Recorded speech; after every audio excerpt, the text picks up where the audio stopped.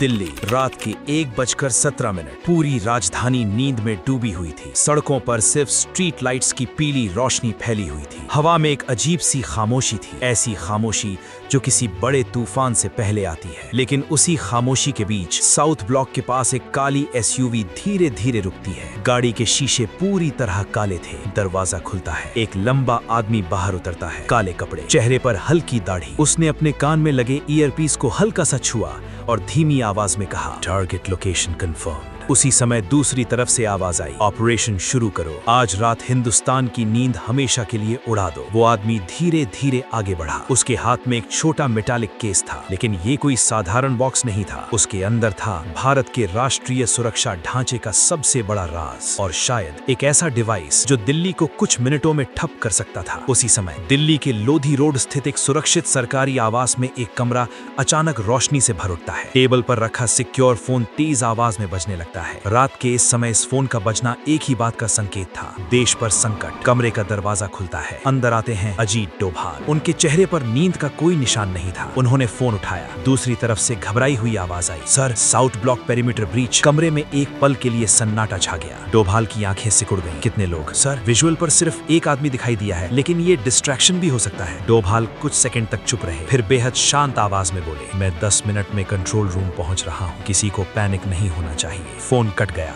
रात 1:29। Control room, देश की सबसे सुरक्षित इमारतों में से एक के अंदर हाई सिक्योरिटी कंट्रोल रूम। बड़ी स्क्रीन पर दिल्ली का लाइव सर्वेलेंस मैप चल रहा था। रॉ, आईबी और एसपीजी के टॉप ऑफिसर्स पहले से मौजूद थे। जैसे ही अजीत डोभाल अंदर आए, पूरा कमरा एकदम सीधा खड़ा हो गया। आईबी डायरेक्टर ने तुरंत स्क्रीन की तरफ इशारा किया, सर, यही वो आदमी है। स्क्रीन पर सीसीटीवी फुटेज चल रही थी। काला कपड़ा पहने वो आदमी साउथ ब्लॉक की आउटर फेंस के पास दिखाई दे रहा था, लेकिन अगले ही पल वो अचानक कैमरा ब्लाइंड स्पॉट में गायब हो गया। कमरे में हलचल मच गई। एक ऑफिसर घबरा कर बोला, सर, उसने सिग्नल जैमर यूज किया है। डोभाल ने स्क्रीन को ध्यान से देखा, फिर उनकी नजर मैप के एक कॉर्नर पर टिक गई। वो धीरे से बोले, नहीं, वो साउथ ब्लॉक के लिए नहीं आया। सभी अधिकारी हैरानी से उनकी तरफ देखने लगे। रॉ चीफ ने पूछा, सर? डोभाल ने मैप पर उंगली रखी, उसका असली टारगेट यहाँ है। सबकी नजर मैप पर गई और अगले ही पल कमरे में मौजूद हर शख्स के चेहरे का रंग उड़ गया। टारगेट था प्रधानमंत्री आवास की कम्युनिकेशन रिले लाइन। उसी समय दूसरी तरफ वो रहस्यमयी आदमी अब एक पुराने सरकारी बिल्डिंग के पीछे पहुंच चुका था। उसने मेटालिक केस खोला। अंदर एक एडवांस्ड इलेक्ट्रॉनिक मॉड्यूल था। डिवाइस एक्टिवेट होते ही उसकी स्क्रीन पर काउंटडाउन शुरू हो गया। सिर्फ 45 मिनट। अगर ये डिवाइस रिले नेटवर्क से कनेक्ट हो जाता तो पूरे दिल्ली सिक्योरिटी ग्रिड में ब्लैकआउट हो सकता था, और ब्लैकआउट का मतलब प्रधानमंत्री, एनएसए, मिलिट्री कमांड, सबका कम्युनिकेशन ठप। यानी हमला सिर्फ किसी व्यक्ति पर नहीं था, ये हमला था भारत की डिसीजन मेकिंग नर्व पर। Control room 1:34। डोभाल ने तुरंत आदेश दिया, सभी रूट सील करो, लेकिन कोई विजिबल फोर्स डिप्लॉय मत करो। एक ऑफिसर ने पूछा, सर, विजिबल फोर्स क्यों नहीं? डोभाल हल्का सा मुस्कुराए, क्योंकि वो अकेला नहीं है। कमरे में फिर सन्नाटा। अगर हमने अभी मूव किया तो उसके बाकी लोग एक्टिवेट हो जाएंगे। फिर उन्होंने धीमी आवाज में कहा, ये एक लेयर्ड ऑपरेशन है। रॉ चीफ तुरंत समझ गए, सर, मतलब अंदर कोई इन्फॉर्मर भी हो सकता है? डोभाल ने बिना जवाब दिए स्क्रीन की तरफ देखा। उनकी आंखों में अब वही ठंडा कॉन्फिडेंस था। विक्रम को कॉल लगाओ। रात 1:40। मुंबई, एक 5 सितारा होटल की 18वीं मंजिल। कमरे के अंदर एक प्राइवेट पार्टी चल रही थी। बॉलीवुड के कुछ बड़े चेहरे, कुछ बिजनेसमैन और कुछ ऐसे लोग जिनकी पहचान सिर्फ इंटेलिजेंस फाइल्स में थी। उसी भीड़ में एक आदमी चुपचाप खड़ा था, सूट बूट में, चेहरे पर हल्की मुस्कान, लेकिन उसकी नजर हर कोने पर थी। ये था विक्रम प्रताप सिंह, रॉ का सबसे तेज अंडरकवर फील्ड ऑफिसर। उसके फोन में सिक्योर वाइब्रेशन हुई। उसने मैसेज पढ़ा, दिल्ली, अभी, कोड ब्लैक। विक्रम का चेहरा एक पल में बदल गया। वो धीरे से बैल्कनी की तरफ बढ़ा और सिक्योर लाइन कनेक्ट की। फोन उठते ही दूसरी तरफ डोभाल की आवाज आई, विक्रम, खेल शुरू हो चुका है। विक्रम ने सिर्फ एक सवाल पूछा, टारगेट? कुछ सेकंड की खामोशी के बाद जवाब आया, दिल्ली नहीं, देश का फ्यूचर। पहला बड़ा ट्विस्ट। विक्रम जैसे ही होटल से बाहर निकलने लगा, तभी उसकी नजर पार्टी के अंदर बैठे एक आदमी पर गई। वो चेहरा उसे कहीं देखा हुआ लगा। उसने दोबारा ध्यान से देखा और अगले ही पल उसका दिल तेजी से धड़कने लगा। वो कोई और नहीं था, एक सीनियर रिटायर्ड पुलिस ऑफिसर जो आधिकारिक रिकॉर्ड्स के मुताबिक पिछले 6 महीने से लंदन में था, लेकिन वो इस समय मुंबई की उसी प्राइवेट पार्टी में मौजूद था। विक्रम की इंस्टिंक्ट्स चीख उठी, नेटवर्क बहुत बड़ा है। उसने तुरंत कोवर्ट फोटो लेकर दिल्ली भेज दी। कुछ ही सेकंड बाद डोभाल का जवाब आया, उस आदमी पर नजर रखो, वो की है। काला कपड़ा पहने हमलावर रिले लाइन के एक्सेस चेंबर तक पहुंच चुका था। उसने डिवाइस को वायर पैनल से जोड़ना शुरू किया। स्क्रीन पर काउंटडाउन अब 003000। अचानक उसके ईयरपीस में आवाज आई, बैकअप टीम पोजीशन में है, आदेश मिलते ही फेज 2 शुरू होगा। उसने धीमी आवाज में कहा, फेज 2 एग्जैक्टली 2 बजे। उसी समय कंट्रोल रूम में एक इमरजेंसी अलर्ट चमक उठा, इंटरनल एक्सेस ग्रांटेड। रॉ चीफ चौंक पड़े, सर किसी ने रिले चेंबर का अंदर से एक्सेस खोल दिया है। कमरे में मौजूद हर अधिकारी एक दूसरे को देखने लगा। इसका मतलब साफ था, गद्दार सिस्टम के अंदर ही है। और उसी पल घड़ी ने 1:45 बजा दिए। अब सिर्फ 15 मिनट बाकी थे। कंट्रोल रूम के अंदर अचानक लाल रंग की वार्निंग लाइट्स चमकने लगी। स्क्रीन पर सिर्फ एक लाइन ब्लिंक कर रही थी, इंटरनल एक्सेस ग्रांटेड। पूरा कमरा जैसे जम गया। रॉ चीफ की आवाज हल्की कांपी, सर रिले चेंबर का एक्सेस सिर्फ लेवल 5 क्लियरेंस वालों के पास होता है। अजीत डोभाल की आंखें स्क्रीन पर जमी थी। उनका चेहरा बिल्कुल शांत था, लेकिन अंदर दिमाग बिजली की गति से चल रहा था। उन्होंने धीमी आवाज में पूछा, आज रात लेवल 5 एक्सेस वाले कितने अधिकारी ड्यूटी पर हैं? आईबी डायरेक्टर ने तुरंत टैबलेट खोला। कुछ सेकंड बाद उन्होंने जवाब दिया, सर सिर्फ 4। कमरे में फिर सन्नाटा। 4 नाम स्क्रीन पर उभर आए, captain Raghav Mehra, commander Vivek Sareen, technical chief Nikhil Anand, deputy security head Kabir Chauhan. Doval ने एक एक नाम ध्यान से देखा, फिर अचानक उनकी नजर एक नाम पर रुक गई, निखिल आनंद। उन्होंने तुरंत पूछा, ये अभी कहाँ है? एक अधिकारी बोला, sir last check in 1:18 AM। उसके बाद कोई मूवमेंट लॉग नहीं। डोभाल ने बिना समय गवाए आदेश दिया, इसकी लाइव लोकेशन निकालो। उसी समय रिले चेंबर के अंदर काला कपड़ा पहने हमलावर ने पैनल के वायर्स कनेक्ट कर दिए थे। काउंटडाउन अब 001432। उसने हल्की मुस्कान के साथ कहा, फेज 1 कंप्लीट। तभी पीछे से किसी के कदमों की आवाज आई। वो मुड़ा, सामने खड़ा था निखिल आनंद, भारत के नेशनल कम्युनिकेशन ग्रिड का टॉप टेक्निकल ऑफिसर। हमलावर ने पूछा, कोई प्रॉब्लम तो नहीं हुई? निखिल धीमी आवाज में बोला, नहीं, रास्ता साफ है, लेकिन जल्दी करो। अब साफ हो चुका था, गद्दार सिस्टम के अंदर ही था। उधर मुंबई में विक्रम उस रिटायर्ड पुलिस ऑफिसर का पीछा कर रहा था। वो आदमी होटल से निकलकर अपनी गाड़ी में बैठा और तेजी से एयरपोर्ट रोड की तरफ बढ़ने लगा। विक्रम ने अपनी कार थोड़ी दूरी पर रखते हुए पीछा जारी रखा। फोन वाइब्रेट हुआ, डोभाल की सिक्योर लाइन, विक्रम हमें इनसाइडर मिल गया है। विक्रम ने तुरंत पूछा, नाम? निखिल आनंद। फोन के उस पार कुछ सेकंड की चुप्पी रही, फिर विक्रम बोला, इम्पॉसिबल। डोभाल की आवाज बेहद ठंडी थी, इस मिशन में इम्पॉसिबल कुछ नहीं है। तभी विक्रम की नजर सामने वाली कार पर गई। रिटायर्ड ऑफिसर की कार अब एयरपोर्ट कार्गो टर्मिनल के पास रुक चुकी थी। विक्रम के माथे पर बल पड़ गए, सर यहाँ कुछ बड़ा होने वाला है। डोभाल खुद कंट्रोल रूम से बाहर निकलते हैं। उनके साथ सिर्फ 2 एलीट कमांडोज थे। रात की हवा में ठंडक थी, लेकिन माहौल में बेचैनी भारी थी। वे रिले चेंबर की तरफ बढ़ते हैं। घड़ी 1:49 AM, सिर्फ 11 मिनट। डोभाल चलते चलते अचानक रुकते हैं। उनकी इंस्टिंक्ट्स ने कुछ महसूस किया। उन्होंने धीमी आवाज में कहा, पीछे हटो। अगले ही पल सामने वाले कॉरिडोर में तेज धमाका हुआ, धुआं फैल गया। कमांडो तुरंत कवर लेते हैं। एक कमांडो चिल्लाया, सर ट्रैप। डोभाल की आंखें सिकुड़ गईं, वो हमें स्लो करना चाहता है। फिर उन्होंने सीधे स्मोक के बीच आगे बढ़ने का फैसला किया। मुंबई दूसरा बड़ा ट्विस्ट। कार्गो टर्मिनल के पीछे रिटायर्ड ऑफिसर एक आदमी से मिला।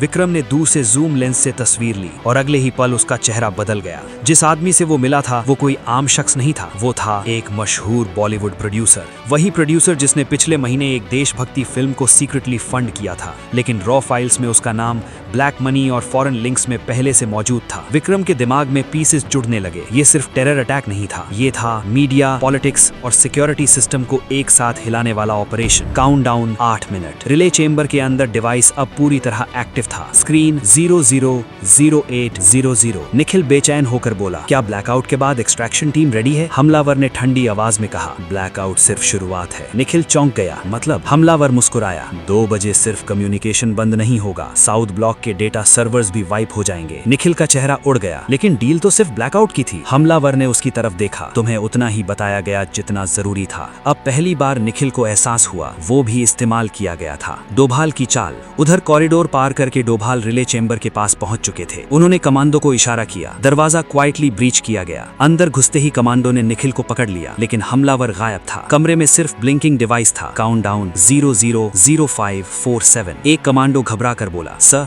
मैनुअल ओवरराइड नहीं मिल रहा। डोभाल डिवाइस के पास झुके, उन्होंने कुछ सेकंड्स में सर्किट को स्कैन किया, फिर धीमी आवाज में बोले, ये डीकॉय है। कमरे में मौजूद सभी लोग चौंक गए। सर, डोभाल ने डिवाइस की बैक पैनल खोली, अंदर सिर्फ सिग्नल रिले यूनिट था। असल बॉम्ब या वायरस मॉड्यूल यहाँ था ही नहीं। उनकी आवाज पहले से ज्यादा गंभीर हो गई। असल डिवाइस कहीं और है। मुंबई से आई शॉकिंग खबर। उसी समय विक्रम का फोन आया। उसकी आवाज तेज सांसों से भरी थी। सर, कार्गो टर्मिनल से एक प्राइवेट जेट दिल्ली के लिए टेक ऑफ कर चुका है। डोभाल तुरंत समझ गए। पेलोड? विक्रम बोला, लाइकली सर्वर वायरस मॉड्यूल या EMP ट्रिगर। डोभाल की आंखों में पहली बार अर्जेंसी साफ दिखाई दी। ETA 11 मिनट्स, घड़ी 1:54 AM, सिर्फ 6 मिनट। तभी कंट्रोल रूम की मेन स्क्रीन पर एक नया अलर्ट फ्लैश हुआ। PM residence grid under external breach. पूरा कमरा सन्नाटे में डूब गया। रॉ चीफ ऑलमोस्ट फुसफुसाए, सर 2 अटैक्स? डोभाल ने गहरी सांस ली और कहा, नहीं। फिर उनकी आवाज और ठंडी हो गई। 3।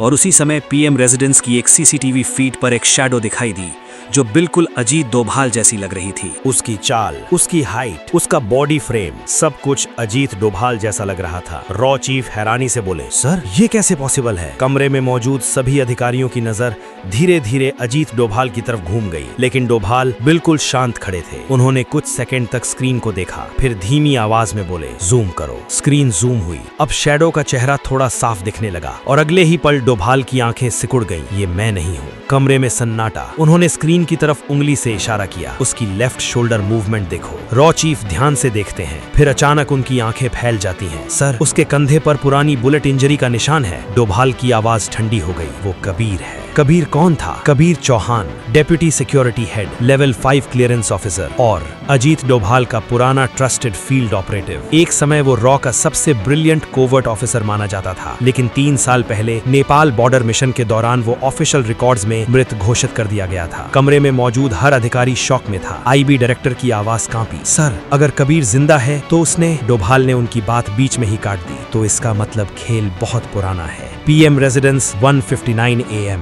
कबीर शैडो की तरह कॉरिडोर में आगे बढ़ रहा था। उसके हाथ में एक स्लिम ब्लैक डिवाइस था। वो सीधे सिक्योर कम्युनिकेशंस विंग की तरफ बढ़ रहा था। उसके ईयरपीस में आवाज आई, server payload Delhi air space में एंटर कर चुका है। कबीर धीमी आवाज में बोला, गुड, फेज 3 शुरू करो। उधर विक्रम आसमान में पीछा कर रहा था। मुंबई से उड़ान भर चुका प्राइवेट जेट अब दिल्ली एयर कॉरिडोर में प्रवेश कर चुका था। विक्रम ने तुरंत स्पेशल टैक्टिकल हेलीकॉप्टर से पीछा शुरू कर दिया। रात का अंधेरा, नीचे दिल्ली की रोशनी, ऊपर हवा में हाई स्पीड चेज। विक्रम की नजर जेट पर थी। उसने अपने साथ बैठे पायलट से कहा, हमें इसे लैंड होने से पहले रोकना होगा। तभी सिक्योर लाइन पर डोभाल की आवाज आई, विक्रम, कोई फायरिंग नहीं। विक्रम चौंका। सर? डोभाल की आवाज बेहद गंभीर थी। उस जेट में सिर्फ पेलोड नहीं है। कुछ सेकंड रुककर उन्होंने कहा, उसमें कोई ऐसा आदमी है जो इस पूरे नेटवर्क का असली मास्टरमाइंड जानता है। रिले चेंबर से मिला डीकॉय डिवाइस अभी भी एक्टिव था, लेकिन अब साफ हो चुका था कि ये सिर्फ डिस्ट्रैक्शन था। असल हमला PM रेजिडेंस और सर्वर विंग पर था। घड़ी 1:59 AM, सिर्फ 4 मिनट। डोभाल ने तुरंत आदेश दिया, सभी इंटरनल गेट सील करो। फिर उनकी आवाज और ठंडी हो गई, लेकिन कबीर को निकलने का एक रास्ता खुला छोड़ो। रॉ चीफ चौंक गए। सर, क्यों? डोभाल हल्का सा मुस्कुराए, क्योंकि शिकारी को पकड़ने के लिए शिकार को भागने का भ्रम देना पड़ता है। PM रेजिडेंस के अंदर सामना। कबीर अब सिक्योर सर्वर रूम के सामने खड़ा था। उसने बायोमेट्रिक ओवरराइड लगाया। डोर खुल गया, लेकिन जैसे ही वो अंदर कदम रखता है, अचानक पीछे से आवाज आती है, 3 साल बाद मिले हो कबीर। कबीर एकदम रुक गया, धीरे धीरे पीछे मुड़ा। सामने अजीत डोभाल खड़े थे। पूरा कमरा जैसे जम गया। कबीर हल्का सा मुस्कुराया, सर, आपने हमेशा की तरह जल्दी समझ लिया। डोभाल की नजर उसकी आंखों पर थी। तुम मरे नहीं थे। कबीर ने धीमे से कहा, मर तो गया था सर, उसी दिन जब सिस्टम ने मुझे छोड़ दिया था। कबीर की आवाज भारी हो गई। नेपाल मिशन में मुझे बैकअप मिलना था, लेकिन किसी ने जानबूझकर एक्सट्रैक्शन रोक दिया। कमरे में कुछ सेकंड सन्नाटा रहा। मैं 72 घंटे तक दुश्मन के कब्जे में था। उसकी आंखों में गुस्सा साफ था। उस दिन मुझे समझ आया, सिस्टम अपने लोगों को एक्सपेंडेबल समझता है। डोभाल की आवाज शांत थी। तुम्हें सच्चाई नहीं पता। कबीर हंस पड़ा। सच्चाई? सच्चाई ये है कि आज रात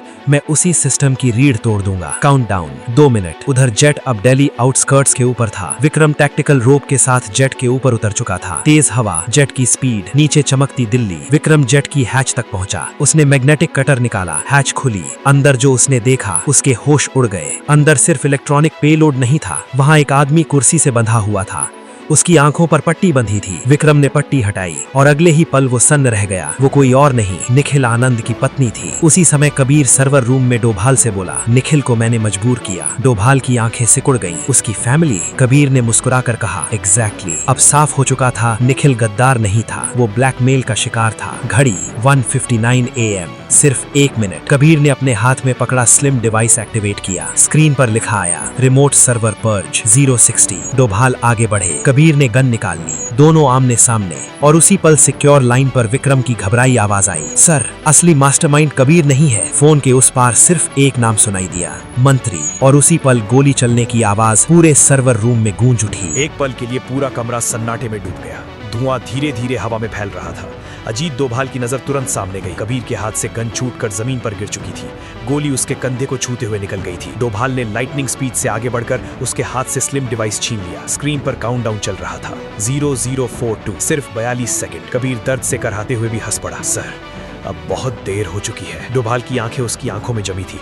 उन्होंने पूछा, मास्टरमाइंड कौन है? कबीर ने हल्की मुस्कान के साथ कहा, जिस पर आप सबसे ज्यादा भरोसा करते हैं। उसी समय सिक्योर लाइन पर विक्रम की टूटी हुई आवाज फिर आई, सर, मिनिस्टर। डोभाल की आंखें अचानक फैल गई। उनके दिमाग में जैसे सब कुछ एक साथ जुड़ गया। सुबह आया रेड अलर्ट मैसेज, गृह मंत्रालय की close door meeting, direct personal channel, और वही मैसेज जिसने पूरे ऑपरेशन को एक खास दिशा में मोड़ दिया था।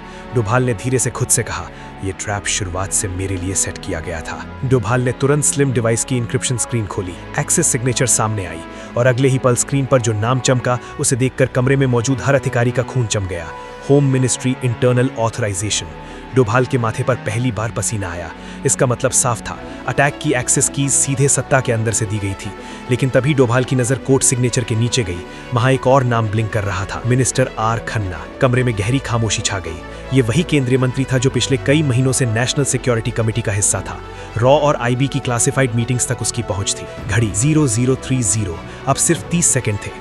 डोभाल ने तुरंत कमांड दिया, सर्वर रूम सील करो। फिर उन्होंने सिक्योर लाइन पर कहा, विक्रम, मिनिस्टर को अभी अरेस्ट मत करना। फोन के उस पार कुछ सेकंड सन्नाटा रहा। सर, डोभाल की आवाज ठंडी हो गई, मुझे उसका पूरा नेटवर्क चाहिए। फिर उन्होंने कबीर की तरफ देखा, उसने तुम्हें इस्तेमाल किया। कबीर दर्द में भी बोला, नहीं, उसने मुझे सच दिखाया। डोभाल की आवाज पहली बार थोड़ी भारी हुई, तुम्हारा नेपाल एक्सट्रैक्शन मैंने नहीं रोका था। कबीर की आंखें फैल गई। क्या? डोभाल ने धीमी आवाज में कहा, तुम्हारी एक्सट्रैक्शन ऑर्डर को उसी मंत्री ने रुकवाया था। पूरा कमरा जैसे थम गया। कबीर के चेहरे से गुस्सा धीरे धीरे शौक में बदल गया। नहीं, ये झूठ है। डोभाल ने पॉकेट से एक छोटा सिक्योर ड्राइव निकाला। ये ओरिजिनल मिशन लॉग है। कबीर की सांसें तेज हो गई।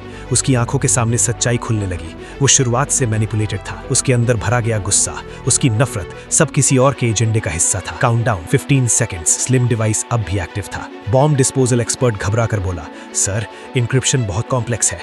डोभाल डिवाइस को हाथ में लेकर कुछ सेकंड्स तक उसे देखते रहे। फिर अचानक उनकी आंखों में चमक आई। ये ब्लैकआउट नहीं। उन्होंने स्क्रीन पर तेजी से कमांड्स डाली, ये AI ट्रिगर्ड पर्ज सीक्वेंस है। रॉ चीफ चौंक गए। सर, मतलब? उनकी आवाज और तेज हो गई। अगर हम इसे काटेंगे तो ब्लास्ट होगा, लेकिन अगर इसके सिग्नल को रिवर्स किया जाए तो पूरा नेटवर्क ट्रेस हो जाएगा। डोभाल ये डिवाइस को सेंट्रल ग्रिड से कनेक्ट किया। विक्रम, सभी टीम्स रेडी रखो। स्क्रीन पर लोकेशंस ब्लिंक होने लगी। दिल्ली, मुंबई, लखनऊ, जयपुर, कई सेफ हाउसेस एक साथ मैप पर उभर आए। ये सिर्फ एक अटैक नहीं था, ये पूरे देश में फैला स्लीपर नेटवर्क था। सिर्फ 3 सेकंड, कमरे में हर किसी की सांस थम गई। 3, 2, 1, स्क्रीन अचानक ब्लैक हो गई। एक पल के लिए सबको लगा सब खत्म, लेकिन अगले ही सेकंड स्क्रीन पर ग्रीन टेक्स्ट चमका, नेटवर्क रिवर्स सक्सेसफुली। पूरा कमरा राहत की सांस लेता है। खतरा टल चुका था। उसी समय विक्रम की टीम ने केंद्रीय मंत्री आर खन्ना को उसके फार्म हाउस से गिरफ्तार कर लिया। वो भागने की कोशिश कर रहा था, लेकिन जैसे ही कमांडोज ने उसे घेरा, वो हंस पड़ा। तुम लोग बहुत देर से पहुंचे, विक्रम ने ठंडी आवाज में कहा। नहीं, सही समय पर। सर्वर रूम में कबीर जमीन पर बैठा था। उसकी आंखों में आंसू थे। सर, मैंने अपने ही देश के खिलाफ। डोभाल उसके पास झुके। गलती दुश्मन की चाल समझने में हुई, लेकिन अभी भी समय है। कबीर ने धीमी आवाज में कहा, क्या मैं अपने गुनाह सुधार सकता हूँ? डोभाल ने उसकी तरफ देखा। देश के लिए सच बोलकर। सुबह के 5 बजे दिल्ली पर सूरज की पहली किरण पड़ रही थी। साउथ ब्लॉक के बाहर तिरंगा हवा में लहरा रहा था। अजीत डोभाल खिड़की से बाहर देखते हुए धीरे से बोले, दुश्मन हमेशा सीमा के बाहर नहीं होता, कभी कभी वो हमारे बीच होता है।